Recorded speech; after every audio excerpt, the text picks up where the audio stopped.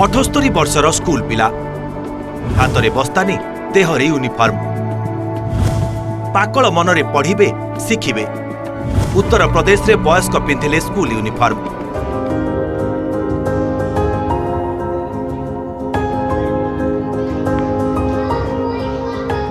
उत्तर प्रदेश जलाऊ रे देखिबा को मिलिछि एभली दृश्य।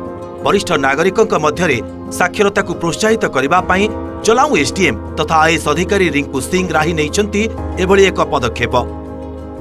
प्रारंभिक पर्यायर 60 वर्षरू 78 वर्ष पर्यंत 9 जन वृद्धंकु प्राथमिक और उच्च प्राथमिक विद्यालय रे एडमिशन करा जायथिबा नै प्रशासन पक्षरु कुआ जायछि। एडमिशन परे गत मंगलवार दिन यूनिफॉर्म पिंधि विद्यालय रे पहुंचीथिले एही वयस्क छात्र माने। स्कूल रे शिक्षक एवं पिला माने सेमानंकु फुलमाळ और करताली देई स्वागत करिथिले।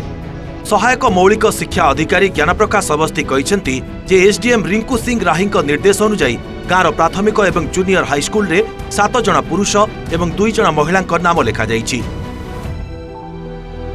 या सहित वयस्क शिक्षार्थी माने श्रेणी गृह रे पिलामानंक सहित बसी पाठ पढ़िचंती, जहाँ स्थानीय बासिंदांकर कौतूहल एवं दृष्टि आकर्षण करिथिला।